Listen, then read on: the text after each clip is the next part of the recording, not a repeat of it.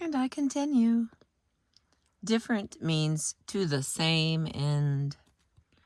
Both status and connection can be used as a means to get things done by talking. Suppose you want to get an appointment with a plumber who is fully booked for a month. You may use strategies that manipulate your connections or your differences in status. If you opt for status, you may operate either as a one down or a one up. For example, one up.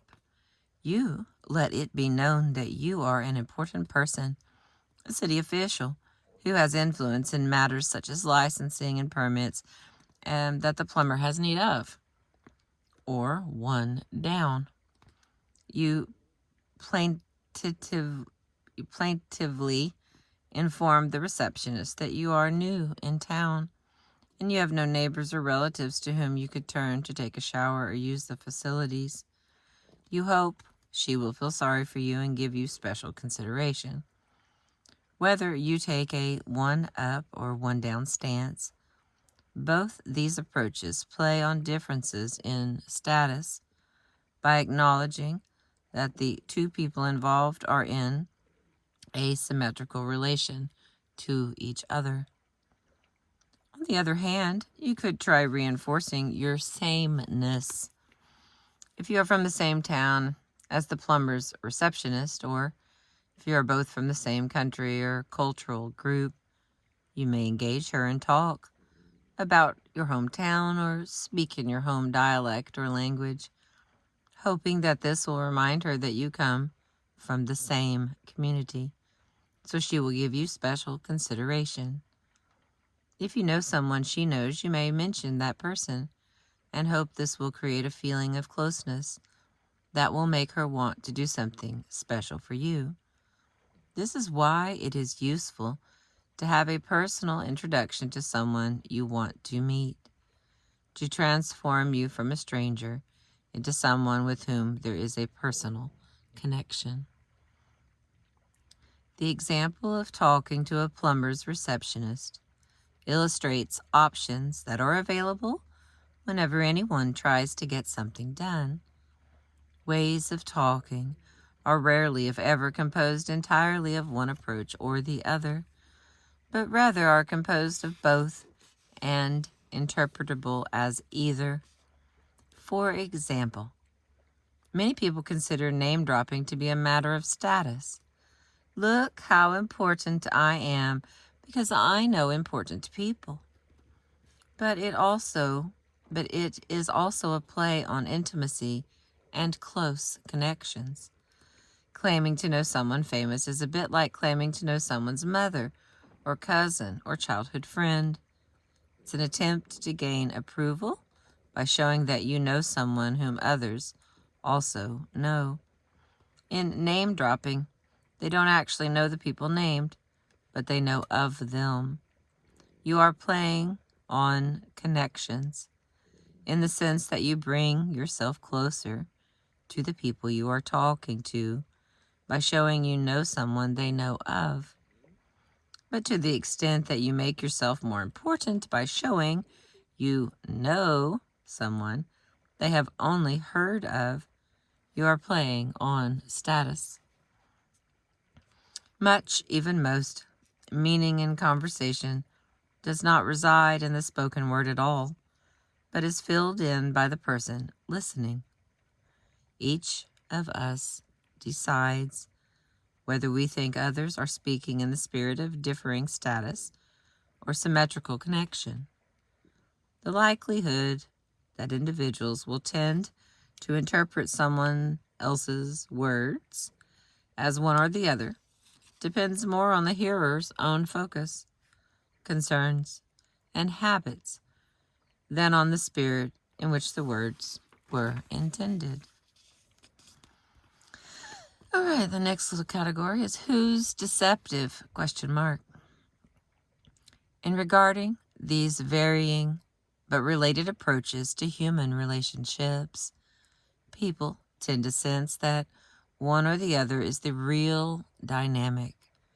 One man on hearing my analysis of ways of talking to the plumber, commented, "Wouldn't using solidarity be deceptive? If, like many men, one believes that human relations are fundamentally hierarchical," that's a hard word to say, hierarchical, then playing on connection rather than status amounts to pretending there is no status. In other words, it's being deceptive. But those who tend to regard connection as the basic dynamic operating between people see attempts to use status differences as manipulative and unfair. Both status and connection are ways of being involved with others and showing involvement with others, although those who are focused on one may not see the other as a means of involvement. Men are more often inclined to focus on the jockeying for status in a conversation. Is this other person trying to be one up or put me down? Is he trying to establish a dominant position by getting me to do his bidding? Women are more often attuned to the negotiation of connections. Is the other person trying to get closer or pull away? Since both elements are always present, it is easy for women and men to focus on different elements in the same conversation. Next little section, mixed judgments and misjudgments. Because men and women are regarding the landscape from contrasting vantage points, the same scenery can appear very different to them, and they often have opposite interpretations of the same action.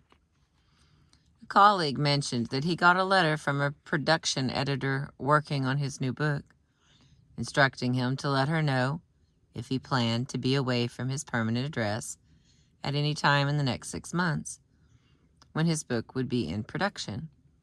He commented that he hadn't realized how like a parole officer a production editor could be.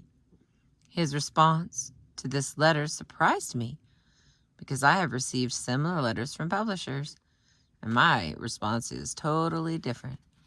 I like them because it makes me feel important to know that my whereabouts matter.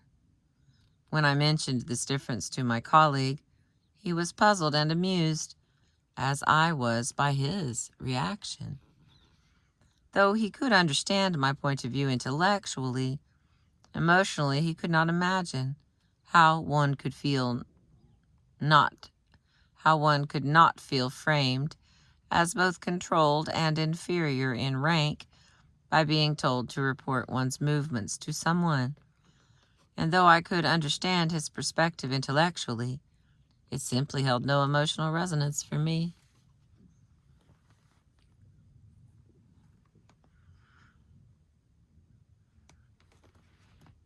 All right, looks clear. In a similar spirit, my colleague remarked that he had read a journal article written by a woman who thanked her husband in the acknowledgement section of her paper for helpful discussion of the topic. When my colleague first read this acknowledgement, he thought the author must be incompetent or at least insecure. Why did she have to consult her husband about her own work? Why couldn't she stand on her own 2 feet?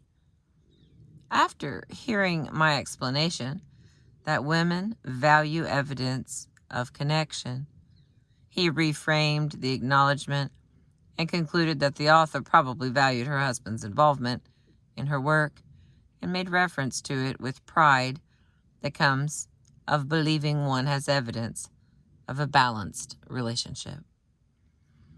If my colleague's reaction is typical, imagine how often women who think they are displaying a positive quality, connection, are misjudged by men who perceive them as revealing a lack of independence, which the men regard as synonymous with incompetence and insecurity.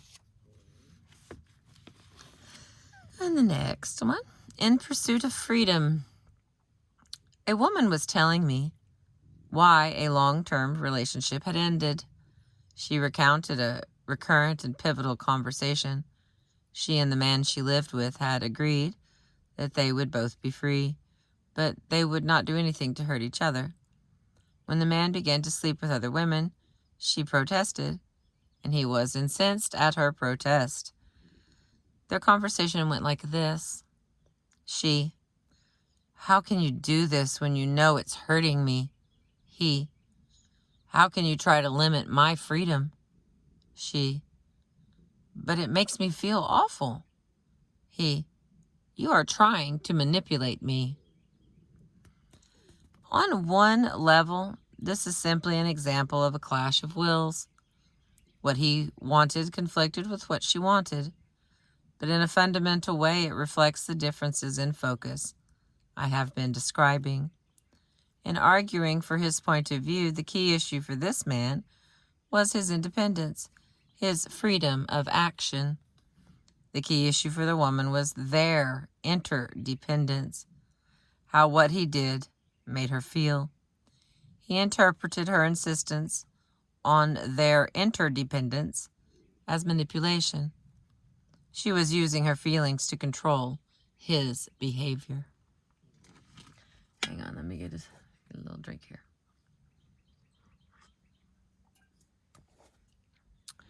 The point is not that women do not value freedom or that men do not value their connection to others. It is, rather, that the desire for freedom and independence becomes more of an issue for many men in relationships, whereas interdependence and connection becomes more of an issue for many women. The difference is one of focus and degree. In a study of how women and men talk about their divorces, Catherine Kohler-Reisman found that both men and women mentioned increased freedom as a benefit of divorce.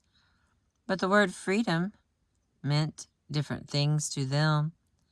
When women told her they had gained freedom by divorce, they meant that they had gained independence and autonomy. It was a relief for them not to have to worry about how their husbands would react to what they did, and not have to be responsive to a disgruntled spouse. When men mentioned freedom as a benefit of divorce, they meant freedom from obligation, the relief of feeling less confined, less claustrophobic, and having fewer responsibilities. Reisman's findings illuminate the differing burdens that are placed on women and men by their characteristic approaches to relationships. The burden from which divorce delivered the woman was perceived as internally motivated, the continual preoccupation with how their husbands would respond to them and how they should respond to their husbands. The burden from which it delivered the men was perceived as externally imposed, the obligations of the provider role, and a feeling of confinement from having their behavior constrained by others. Independence was not a gift of divorce for the men Reisman interviewed, because as one man put it, "I always felt independent, and I guess it's just more so now." The Chronicle of Higher Education conducted a small survey asking 6 university professors why they had chosen the teaching profession. Among the 6 were 4 men and 2 women. In answering the questions, the 2 men referred to teaching. One said, "I've always wanted to teach." The other said, "I knew as an undergraduate that I wanted to join a faculty. I realized that teaching was the thing I wanted to do." The 4 men's answers had much in common with each other and little in common with the women's. All 4 men referred to independence as their main motive. Here are excerpts from each of their responses. I decided it was academy over industry because I would have my choice of research. There's more independence." I wanted to teach, and I like the freedom to set your own research goals. I choose an academic job because the freedoms of academia outweigh the money disadvantages, and to pursue the research interest I'd like to, as opposed to having it dictated. And the last one, I have a problem that interests me, ... I'd rather make $30,000 for the rest of my life and be allowed to do basic research than to make $100,000 and work in computer graphics. Though one man also mentioned teaching, neither of the women mentioned freedom to pursue their own research interests as a main consideration. I do not believe this means that women are not interested in research, but rather that independence, freedom from being told what to do, is not as significant as a preoccupation for them. In describing what appealed to them about teaching, these two women focused on the ability to influence students in a positive way. Of course, influencing students reflects a kind of power over them, and teaching entails an asymmetrical relationship with the teacher in the higher status position. But in talking about their profession, the women focused on connection to students, whereas the men focused on their freedom from others' controls. And the next, male-female conversation is cross-cultural communication. If women speak and hear a language of connection and intimacy, while men speak and hear a language of status and independence, then communication between men and women can be like cross-cultural communication, prey to a clash of controversial styles, prey to a clash of conversational styles. Instead of different dialects, it has been said they speak different genderlects. The claim that men and women grow up in different worlds may at first seem patently absurd. Brothers and sisters grow up in the same families, children to parents of both genders. Where then do women and men learn different ways of speaking and hearing? ? And the next section. Oh, I gotta resituate here. Getting cramped up. The next one is, it begins at the beginning. Even if they grow up in the same neighborhood, on the same block, or in the same house, girls and boys grow up in different worlds of words. Others talk to them differently and expect and accept different ways of talking from them. Most important, children learn how to talk, how to have conversations, not only from their parents, but from their peers. After all, if their parents have a foreign or regional accent, children do not emulate it. They learn to speak with the pronunciation of the region where they grow up. Anthropologists Daniel Maltz and Ruth Borker summarize research showing that boys and girls have very different ways of talking to their friends. Although they often play together, boys and girls spend most of their time playing in same-sex groups. And although some of the activities they play at are similar, their favorite games are different, and their ways of using language in their games are separated by a world of difference. Boys tend to play outside in large groups that are hierarchically structured. Their groups have a leader who tells others what to do and how to do it, and resists doing what the other boys propose. It is by giving orders and making them stick that high status is negotiated. Another way boys achieve status is to take center stage by telling jokes and stories, and by sidetracking or challenging the stories and jokes of others. Boys' games have winners and losers and elaborate systems of rules that are frequently the subject of arguments. That's funny. Finally, boys are frequently heard to boast of their skill and argue about who is best at what. Now, girls, on the other hand, play in small groups or in pairs. The center of a girl's social life is a best friend. Within the group, intimacy is key. Differentiation, being different, is measured by relative closeness. In their most frequent games, such as jump, rope, and hopscotch, everyone gets a turn. Many of their activities, such as playing house, do not have winners or losers. Though some girls are certainly more skilled than others, girls are expected not to boast about it or show that they think they are better than the others. Girls don't give orders. They express their preferences as suggestions, and suggestions are likely to be accepted. Whereas boys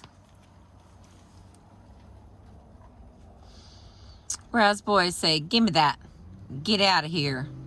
Girls say, "Let's do this. And how about doing that?" Anything else is put down as bossy. They don't grab center stage. They don't want it. So they don't challenge each other directly. And much of the time, they simply sit together and talk. Girls are not accustomed to jockeying for status in an obvious way. They are more concerned that they be liked. Gender differences in ways of talking have been described by researchers observing children as young as 3. Amy Sheldon videotaped 3 to 4-year-old boys and girls playing in threesomes at a daycare center. She compared 2 groups of 3, one of boys, one of girls, that got into fights about the same play item, a plastic pickle. Though both groups fought over the same thing, the dynamics by which they negotiated their conflicts were very different. In addition to illustrating some of the patterns I have just described, Sheldon's study also demonstrates the complexity of these dynamics. While playing in the kitchen area of the daycare center, a little girl named Sue wanted the pickle that Mary had, so she argued that Mary should give it up because Lisa, the third girl, wanted it. This led to a conflict about how to satisfy Lisa's invented need. Mary proposed a compromise, but Sue protested. All right. Sue wants the pickle that Mary has. Okay, here we go. So Mary, I cut it in half, one for Lisa, one for me, one for me. Sue, but Lisa wants a whole pickle. Mary comes up with another creative compromise, which Sue also rejects. Mary, well, it's a whole half pickle. Sue, no, it isn't. Mary, yes, it is a whole half pickle. Sue, I'll give her a whole half. I'll give her a whole. I gave her a whole one. At this point, Lisa withdraws from the alliance with Sue, who satisfies herself by saying, I'm pretending I gave you one. On another occasion, Sheldon videotaped 3 boys playing in the same kitchen play area, and they too got into a fight about the plastic pickle. When Nick saw that Kevin had the pickle, he demanded it for himself. Nick screams, Kevin, but I have to cut.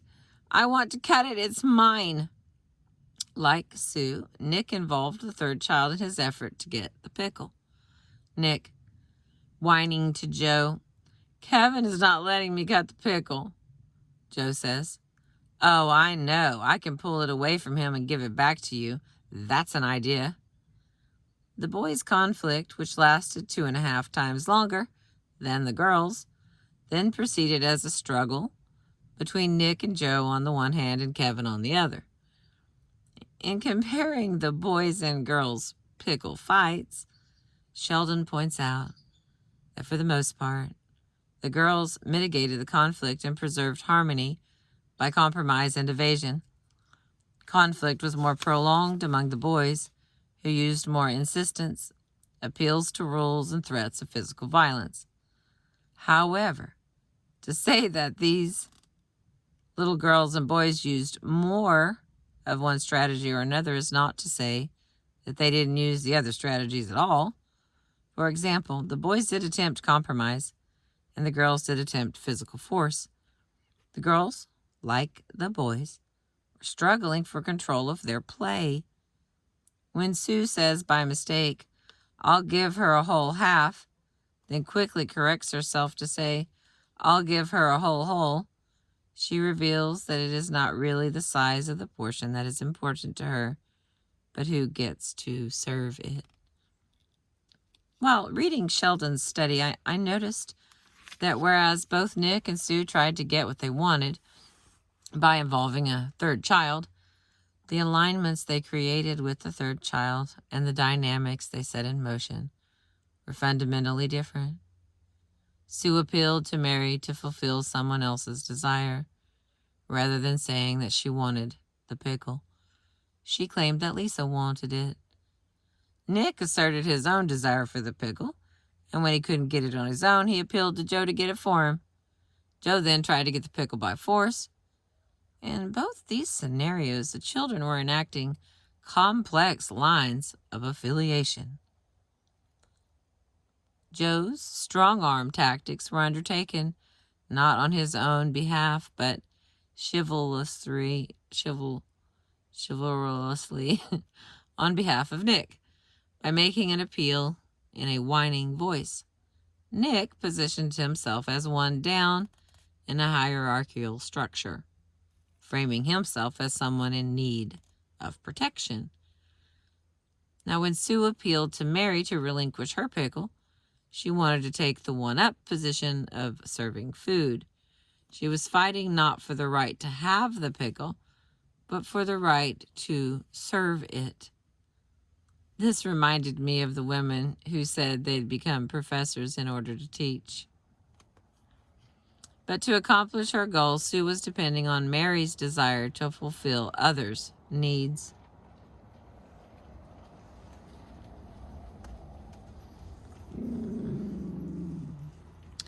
This study suggests that boys and girls both want to get their way, but they tend to do so differently.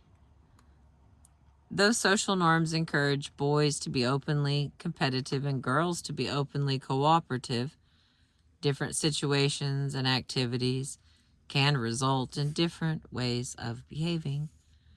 Marjorie Harness Goodwin compared boys and girls engaging in two task-oriented activities. The boys were making slingshots in preparation for a fight, and the girls were making rings. She found that the boys' group was hierarchical. The leader told the others what to do and how to do it. The girls' group was egalitarian. Everyone made suggestions intended to accept the suggestions of others. But observing the girls in the different activity, playing house, Goodwin found that they too adopted hierarchical structures. The girls who played mothers issued orders to the girls playing children, who in turn sought permission from their play mothers. Moreover, a girl who was a play mother was also a kind of manager of the game. This study shows that girls know how to issue orders and operate in a hierarchical structure, but they don't find that mode of behavior appropriate when they engage in task activities with their peers. They do find it appropriate in parent-child relationships, which they enjoy practicing in the form of play. These worlds of play shed light on the world views of women and men in relationships.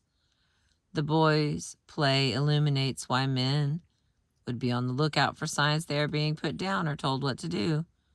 The chief commodity that is bartered in the boys' hierarchical world is status, and the way to achieve and maintain status is to give orders and get others to follow them. A boy in a low-status position finds himself being pushed around. So boys monitor their relations for subtle shifts in status by keeping track of who's giving orders and who is taking them. These dynamics are not the only ones that drive girls' play. The chief commodity that is bartered in a girls' community is intimacy.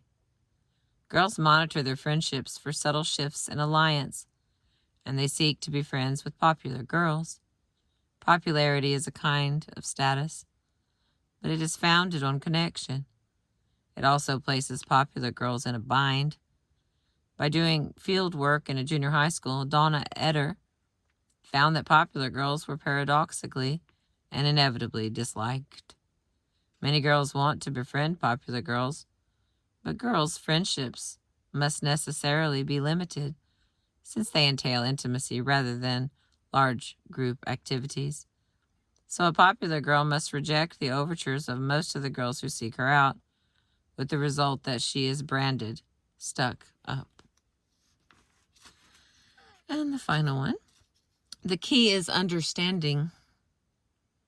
If adults learn their way of speaking as children growing up in separate social worlds of peers, then conversation between men and women is cross-cultural communication. Although each style is valid on its own terms, misunderstandings arise because the styles are different.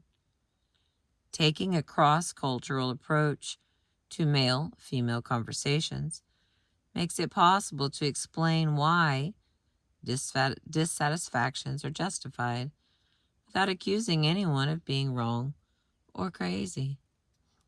Learning about style differences won't make them go away, but it can banish mutual mystification and blame. Being able to understand why our partners, friends, and even strangers behave the way that they do is a comfort, even if we still don't see things the same way. It makes the world into more familiar territory, and having others understand why we talk and act as we do protects us from the pain of their puzzlement and criticism.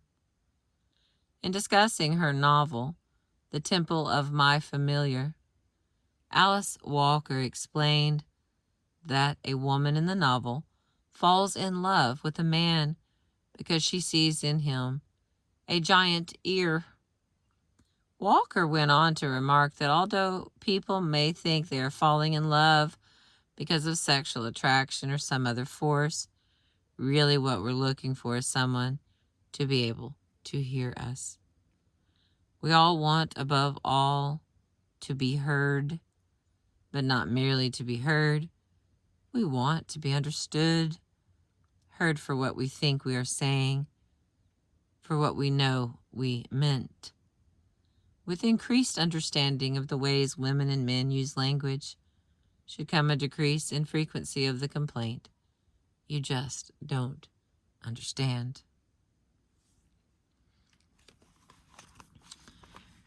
Here's the book that I've been reading you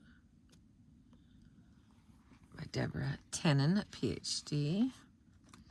Let's see, this next one is not very long, but what I think isn't very long is not what you may think isn't very long. So I'm going to start on 2. It's titled Asymmetries, or Asymmetries, depending on the mood I'm in, I suppose. Women and men talking at cross purposes. Eve had a lump removed from her breast. Shortly after the operation, talking to her sister, she said that she found it upsetting to have been cut into, and that looking at the stitches was distressing because they left a seam that had changed the contour of her breast. Her sister said, "I know, when I had my operation, I felt the same way." Eve made the same observation to her friend Karen, who said, "I know, it's like your body has been violated." But when she told her husband, Mark, how she felt, he said, "You can have plastic surgery to cover up the scar and restore the shape of your breast." Eve had been comforted by her sister and her friend, but she was not comforted by Mark's comment. Quite the contrary, it upset her more. Not only didn't she hear what she wanted, that to offer solutions to problems, men complain about women's refusal to take action to solve the problems they complain about. Since many men see themselves as problem solvers, a complaint or a trouble is a challenge to their ability to think of a solution. Just as a woman presenting a broken bicycle or stalling car poses a challenge to their ingenuity in fixing it. But whereas many women appreciate help in fixing mechanical equipment, few are inclined to appreciate help in fixing emotional troubles. The idea that men are problem solvers was reinforced by the contrasting responses of a husband and wife to the same question on a radio talk show. The couple, Barbara and William Christopher, were discussing their life with an autistic child. The host asked if there weren't times that they felt sorry for themselves and wondered, why me?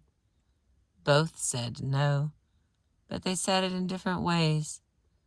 The wife deflected attention from herself. She said that the real sufferer was her child. The husband said, life is problem solving.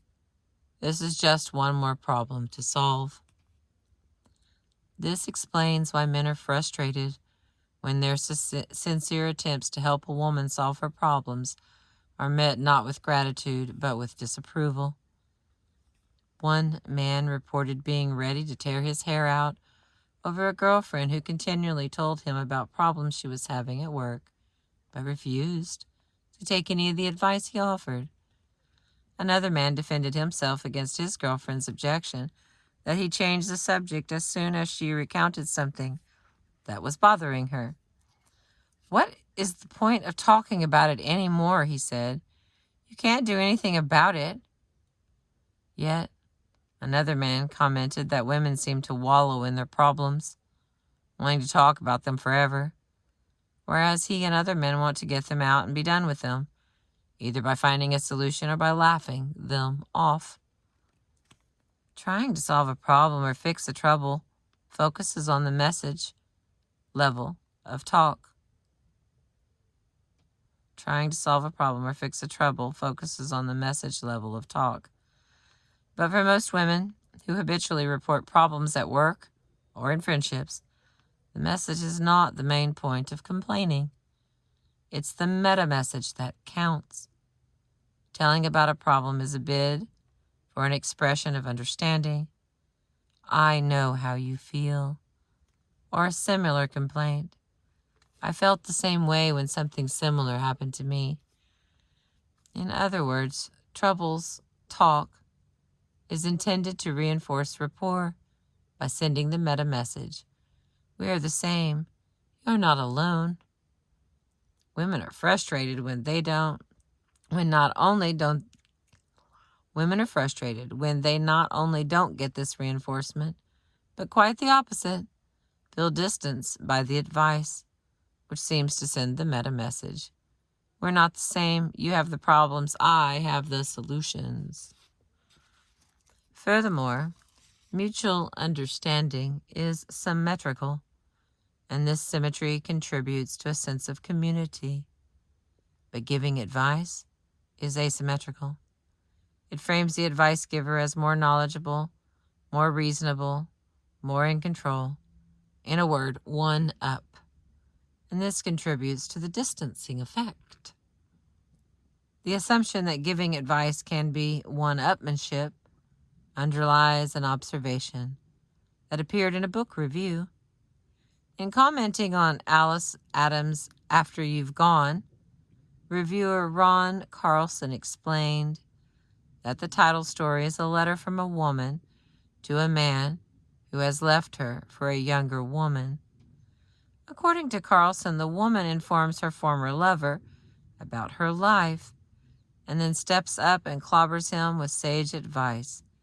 Here is clearly a superior woman. Although we do not know the intention of the woman who wrote the story, we see clearly that the man who reviewed it regards giving advice as a form of attack and sees one who gives advice as taking a superior position.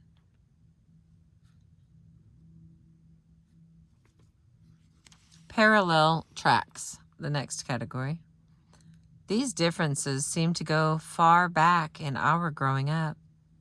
A 16-year-old girl told me she tends to hang around with boys rather than girls.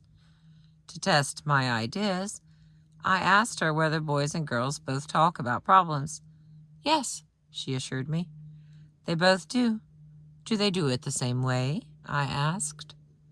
Oh, no, she said. The girls go on and on and on. The boys raise the issue, one of them comes up with a solution, and they close the discussion. Women's and men's frustrations with each other's way of dealing with troubles. Talk amount to applying interpretations based on one system to talk that is produced according to a different system. Boys and men do not respond to each other the way women respond to each other in troubles talk. The root of the very different way that men respond to talk about troubles became clear to me when I compared the transcript of a pair of 10th grade boys talking to each other to the transcripts of girls' conversations from videotapes of best friends talking, recorded as part of a research project by psychologist Bruce Dorval. Examining the videotaped conversations, I found that the boys and girls who expressed deep concerns to each other did it in different ways that explain the differences that come up in daily conversations between men and women. The pairs of girls at both the 6th grade and 10th grade talked at length about one girl's problems. The other girl pressed her to elaborate, said, "I know," and gave supporting evidence. The following brief excerpts from the transcripts show the dramatic difference between the girls and the boys. The 10th grade girls are talking about Nancy's problems with her boyfriend and her mother. It emerges that Nancy and Sally were both part of a group excursion to another state. Nancy suddenly left the group and returned home early at her mother's insistence. Nancy was upset about having to leave early. Sally reinforces Nancy's feelings by letting her know that her sudden departure was also upsetting to her friends.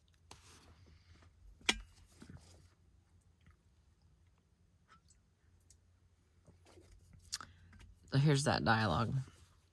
Nancy says, "God, it was bad. I couldn't believe she made me go home." Sally, "I thought it was kind of weird, though. I mean, one minute we were going out, and the next minute Nancy's going. Excuse me, I gotta be going." Both laugh.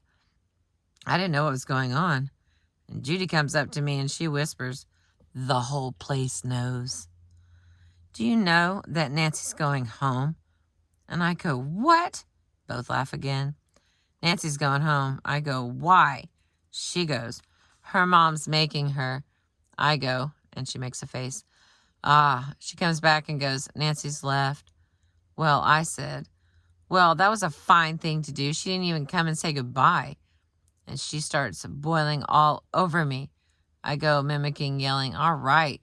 She was upset, Judy. I was like, God.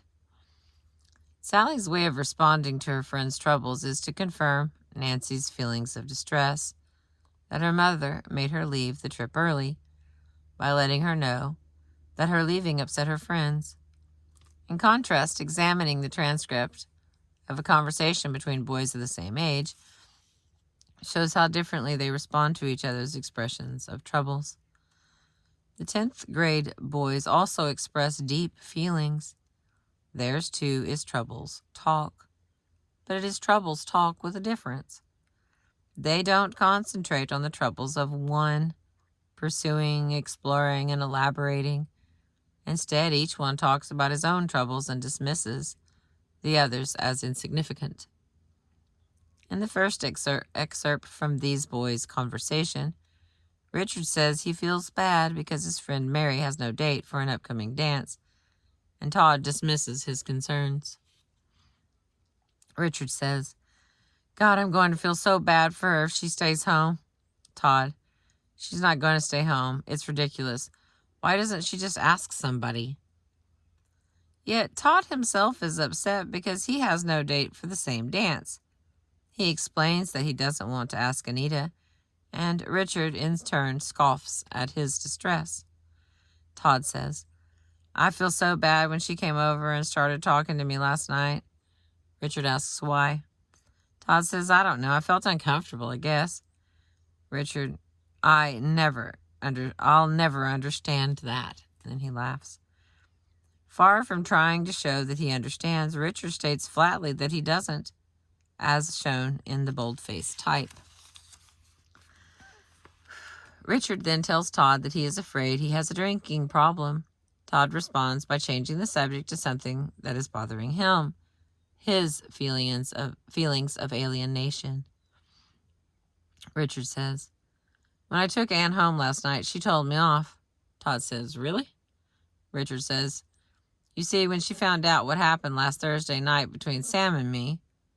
Todd says, uh-huh. Richard continues, she knew about that, and she just said, and then she started talking about drinking, and then she said, how you hurt everybody when you do it. You're always cranky.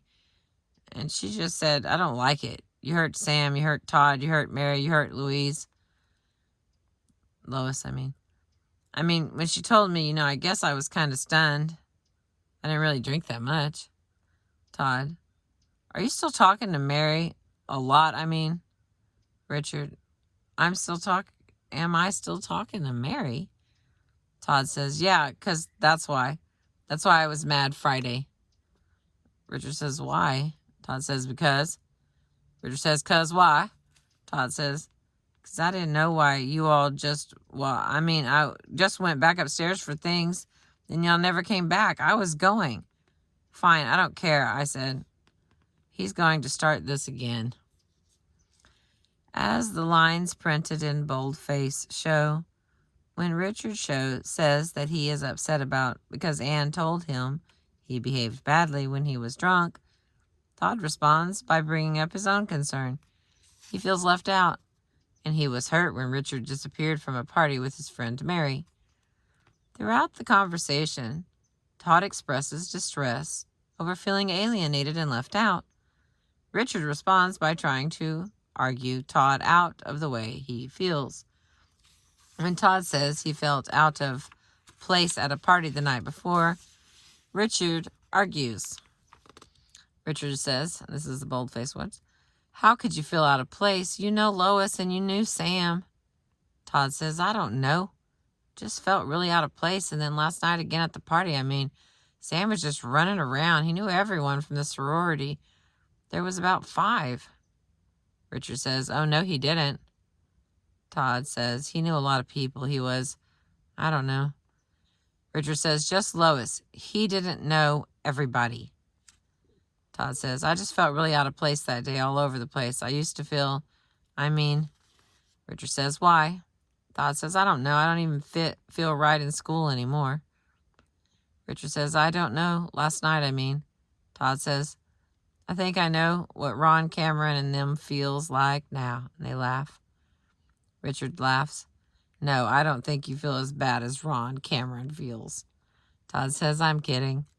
Richard says, why should you? You know more people. Todd says, I can't talk to anyone anymore. Richard says, you know more people than me.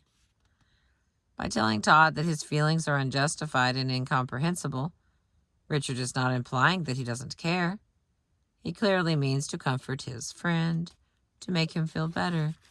He's implying you shouldn't feel bad because your problems aren't so bad. And the next category, matching troubles. The very different way that women respond to the telling of troubles is dramatized in a short story titled New Haven by Alice Madison. Eleanor tells Pansy that she has fallen in love with a married man. Patsy responds by first displaying understanding and then offering a matching revelation about a similar experience.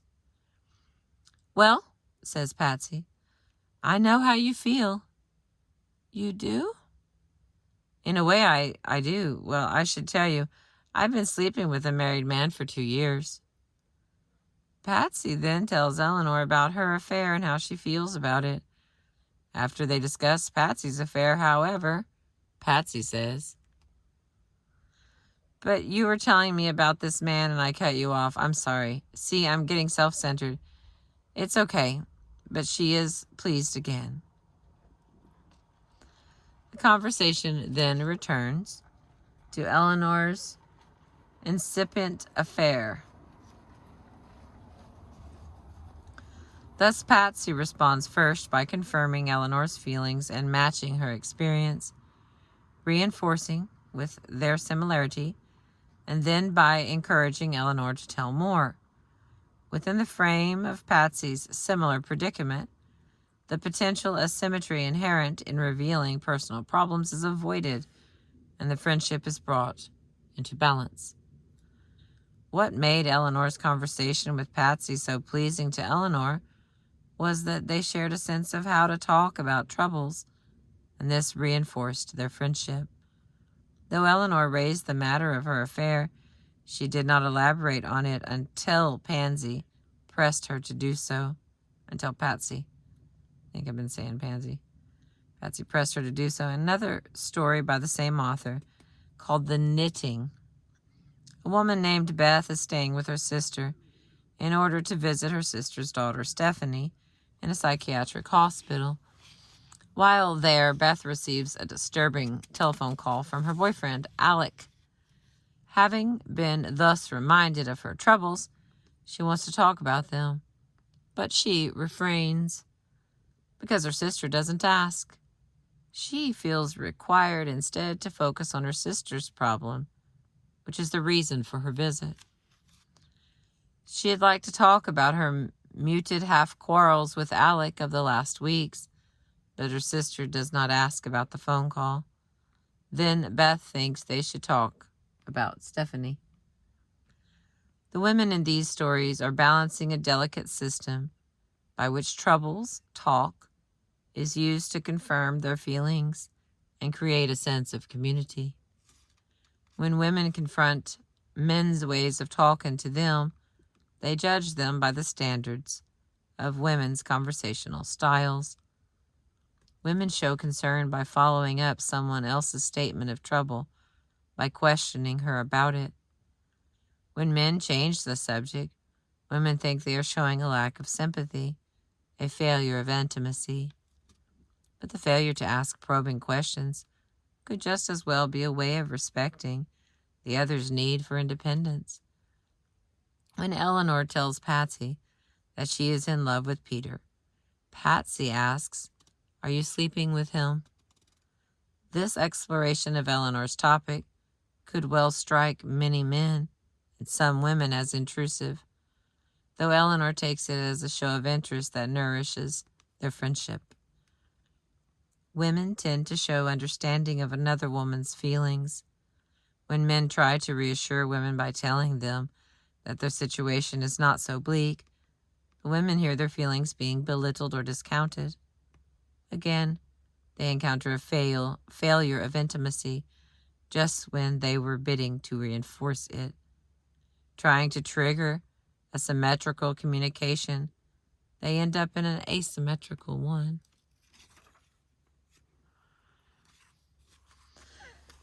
All right, we have made it. It is not done yet, but I'm going to stop here so that it stays under an hour.